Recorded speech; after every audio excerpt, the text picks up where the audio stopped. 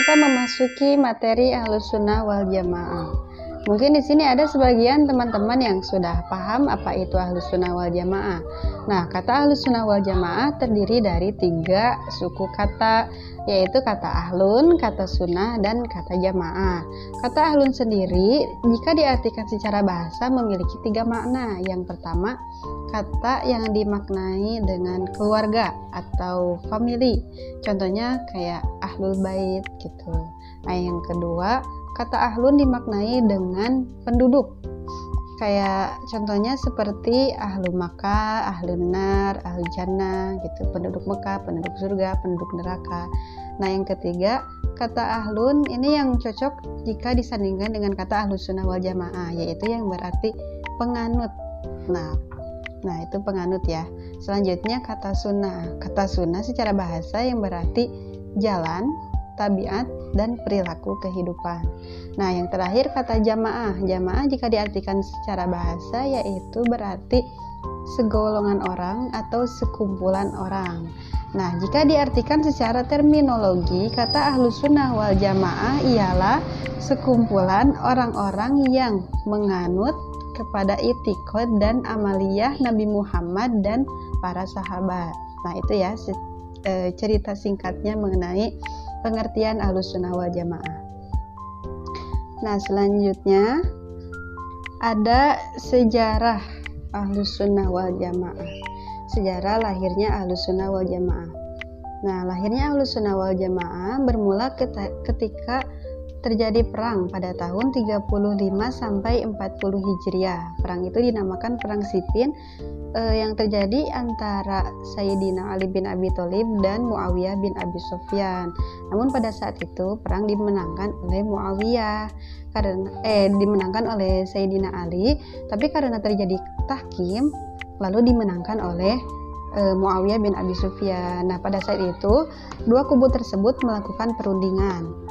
Kubu Sayyidina Ali diwakili oleh Abu Musa al-Asy'ari dan kubu Muawiyah diwakili oleh Amr bin As. Nah, dari perundingan tersebut terjadi kesepakatan bahwa pada saat itu pemerintahan tidak diduduki oleh siapapun, baik oleh Sayyidina Ali maupun oleh Muawiyah. Nah, ketika akan mengumumkan kesepakatan tersebut kepada umum, tiba-tiba Amr bin As mengemukakan kesepakatan di luar perundingan. Nah, dia mengemukakan bahwa perang tersebut dimenangkan oleh Muawiyah dan lalu menyerahkan kekuasaan kepada Muawiyah bin Abi Sufyan. Nah, pas setelah terjadi kemenangan Muawiyah tersebut, terjadi konflik politik yang sangat luar biasa pada saat itu, sehingga terbentuk beberapa kelompok. Ada kelompok Khawarij, ada kelompok Syiah pengikut Sayyidina Ali, ada kelompok Khawarij yang keluar dari Sayyidina Ali maupun dari Muawiyah. Nah, lalu ada lagi kelompok Qadariyah, Jabariyah, Ahlus Sunnah. Itu biasa kita pelajari dalam ilmu kalam ya, teman-teman. Apakah kaum muslimin harus bermadhab? Nah, menurut ringkasan dari Syekh Abdul Qadir Al-Jailani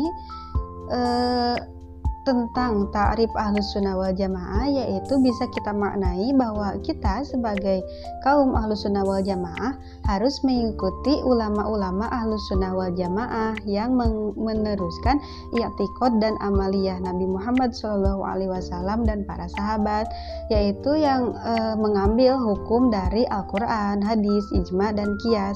Jadi kita tidak bisa langsung mengambil hukum dari Al-Quran dan hadis karena banyak ayat Al-Quran dan hadis yang satu sama lain saling bertentangan.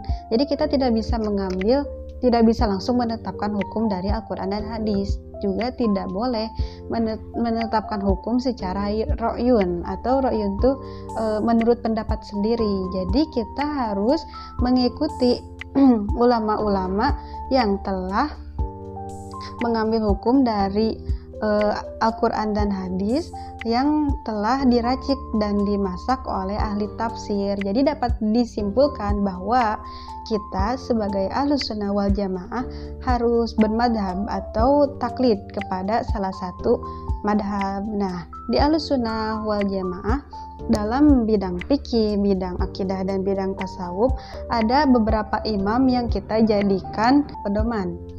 ya. Kita taklid kepada imam tersebut.